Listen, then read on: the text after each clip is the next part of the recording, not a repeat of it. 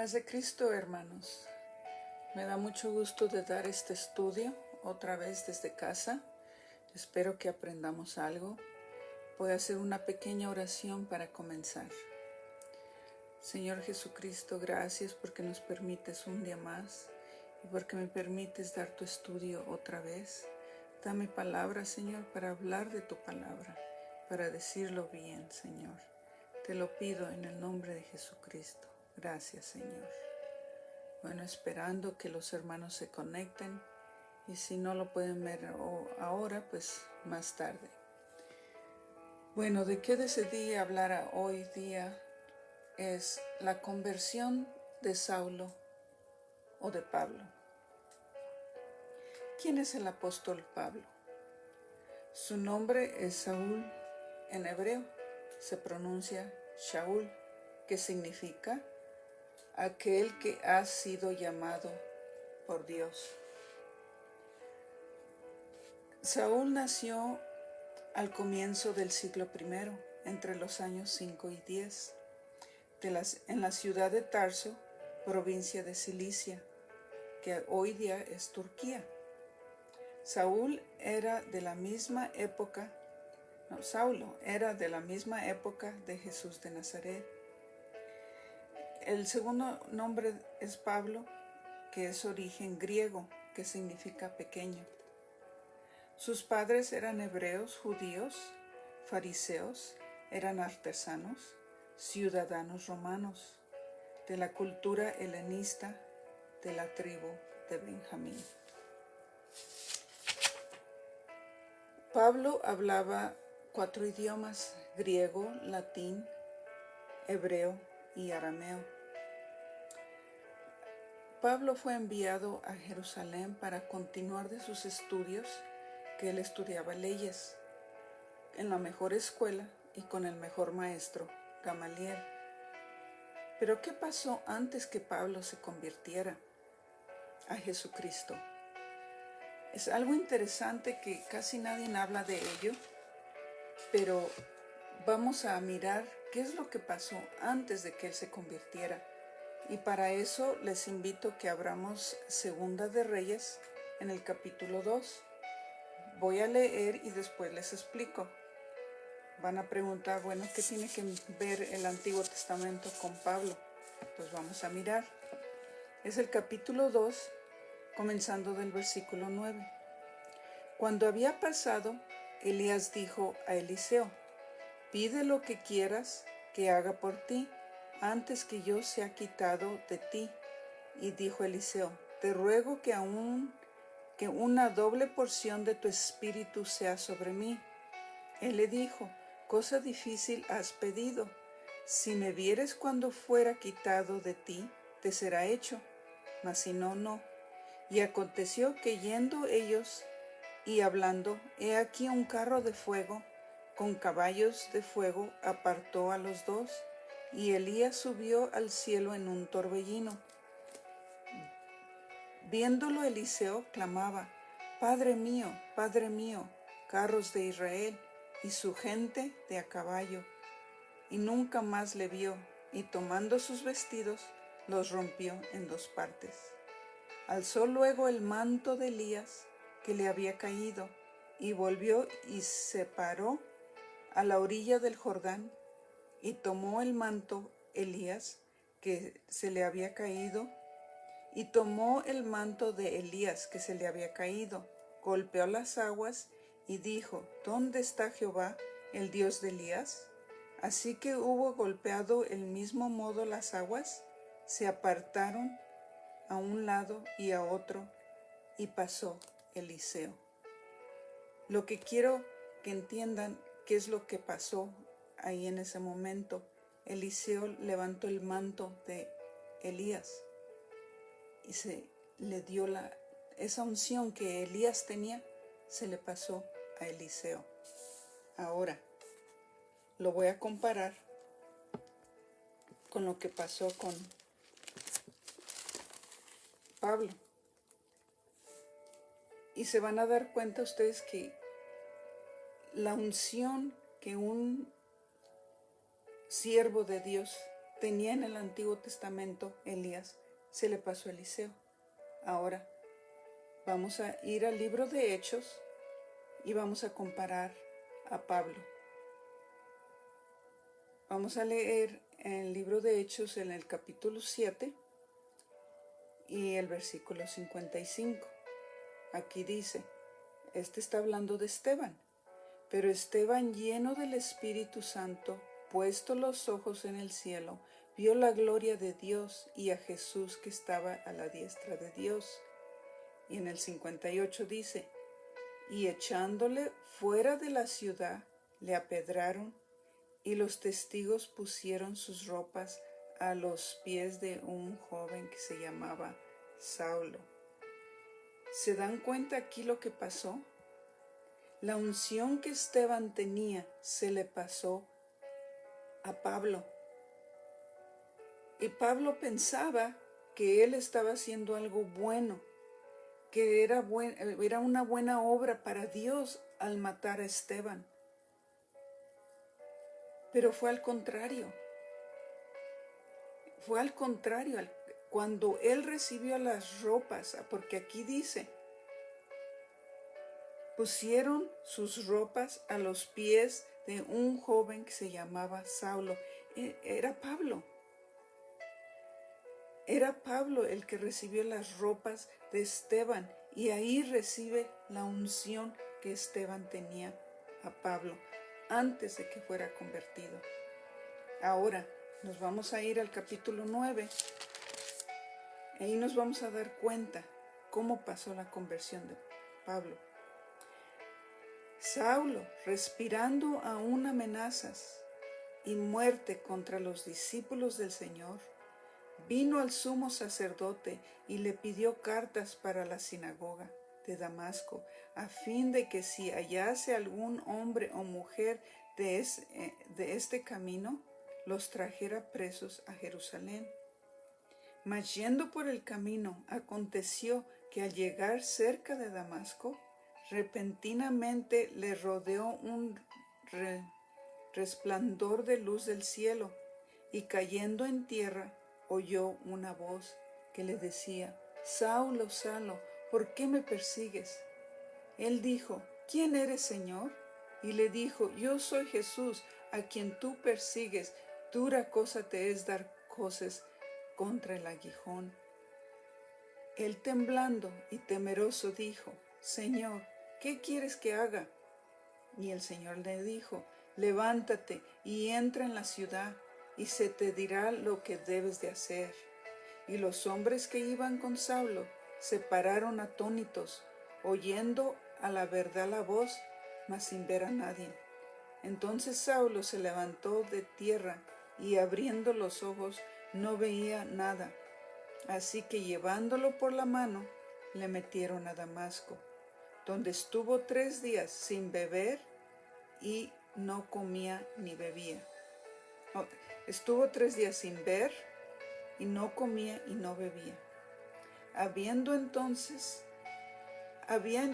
en Damasco un discípulo llamado Ananías, a quien el Señor le dijo en visión, Ananías, y él respondió, heme aquí, Señor. Y el Señor le dijo, levántate y ve a la calle que se llama Derecha, y busca en casa a Judas, a uno llamado de Saulo de Tarso, porque he aquí él ora, y ha visto en visión a un varón llamado Ananías, que entra y le pone las manos encima para que reciba la vista. Entonces Ananías respondió, Señor, he oído de mucho acerca de este hombre, cuántos males ha hecho a tus santos en Jerusalén, y aún aquí tiene autoridad de los principales sacerdotes para prender a todos los que invocan tu nombre. Y el Señor le dijo, ve, porque instrumento escogido me es este, para llevar mi nombre en presencia de los gentiles y de los reyes y de los hijos de Israel. ¿Se dieron cuenta? La unción que Esteban tenía al recibir la ropa de Esteban. Y no quiero decir que en la ropa estaba la unción, no. Pero Pablo pensaba que estaba haciendo un bien y fue al contrario. Fue al contrario. Entonces esto se le pasa a Saulo de Tarso, siendo Pablo. Y el Señor lo usa con un instrumento muy grande. A él se le llama el apóstol de los gentiles. ¿Por qué? Porque cuando él regresa a Jerusalén, muchos judíos no lo aceptaron. Aún los discípulos y los que estuvieron con Jesús como que tenían dudas, tenían miedo. Y pues se entiende porque él los encarcelaba, los acosaba, como dice al principio, y Saulo todavía respirando aún amenazas de muerte contra los discípulos. Entonces era natural que tuvieran miedo. Pero Dios lo usó.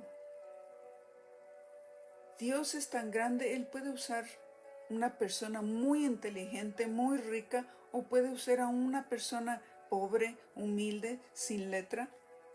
Podemos mirar la diferencia entre Pablo y Pedro. Pedro no tuvo estudios y Pablo sí, pero Dios los usó de una manera uno y de otra manera otro. Pero nos podemos dar cuenta aquí de que así como Elías le pasó la unción a Eliseo, con la ropa, la capa que se le cayó a Elías, aquí también le pasó lo mismo de Esteban a Pablo.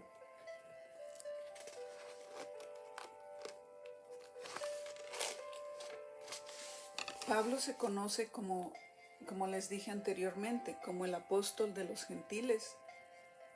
También Dios lo usó en gran manera. Escribió 13 cartas del Nuevo Testamento, aunque yo diría que fueron 14, porque si leemos el libro de Hebreos, muchas palabras que Pablo usa en los otros libros se pueden ver en el libro de Hebreos.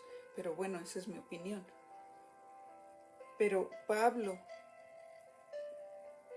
fue un gran instrumento que Dios usó para que el evangelio saliera fuera de los países.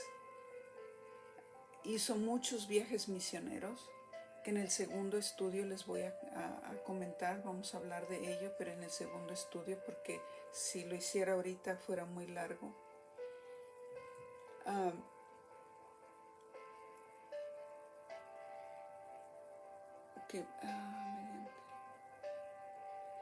Si miramos a Pablo en las cartas que él escribió, y me voy a ir a Filipenses, después de su conversión y de tantos viajes que tuvo y tantos que hizo, me sorprende, o sea, no me sorprende, sino que me llena de gozo de que él era tan estudioso. Y miren, lo vuelve a repetir aquí. Vámonos a Filipenses capítulo 3 del 5. Bueno, vamos a comenzar desde el primero, que dice: por lo demás, hermanos, gozaos en el Señor. A mí no me es molesto el escribir las mismas cosas, y para vosotros es seguro. Guardaos de los perros, guardaos de los malos obreros, guardaos de los mutiladores del cuerpo, porque nosotros somos la circuncisión, lo que es espíritu, servimos a Dios y nos gloriamos en Cristo Jesús, no teniendo confianza en la carne, aunque yo tengo también de qué confiar en la carne. Si alguno piensa que tiene de qué confiar en la carne, yo más. Y miren cómo se describe él mismo: circuncidado al 8º día, del linaje de Israel, de la tribu de Benjamín, hebreo de hebreos, en cuanto a la ley, fariseo, en cuanto al celo, perseguidor de la iglesia, en cuanto a la justicia, que es la ley, irreprensible. Pero cuántas cosas eran para mí ganancia, las he estimado como pérdida por amor de Cristo. Y miren lo que dice el 8, ese es el que me admiro más. Y ciertamente aún estimo todas las cosas como perdidas por la excelencia del conocimiento de Cristo Jesús, mi Señor, por amor del cual lo he perdido todo y lo tengo por basura para ganar a Cristo. Todo lo que él era. Y cuando estuve investigando de su vida, él era venía de una familia muy rica, tenían posición, tenían negocio, no necesitaba de nada.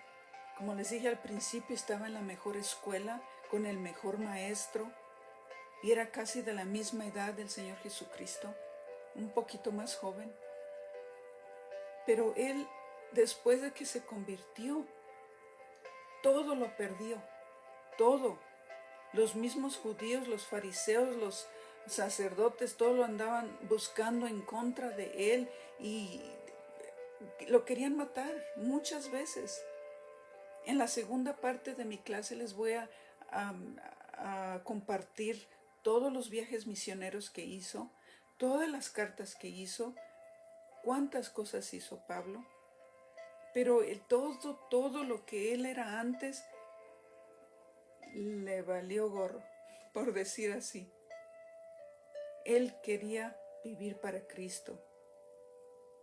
Él dijo en una ocasión, me parece que está en Romanos, porque para mí el vivir es Cristo y el morir es ganancia. ¿Y qué aprendemos de esto, hermanos? Acuérdense que cuando uno da un estudio o predica o enseña la Biblia o lee la Biblia, siempre el mensaje es para uno. ¿Qué aprendí yo de esto? De que no importa tu posición, no importa tu conocimiento, no importa de dónde eres o quién eres. Cuando tú aceptas a Jesucristo, Jesucristo es todo para uno. Todo lo demás, todo sale sobrando. Ayer mismo escuché una predicación de un maestro de unas clases que estoy tomando, que es de Israel.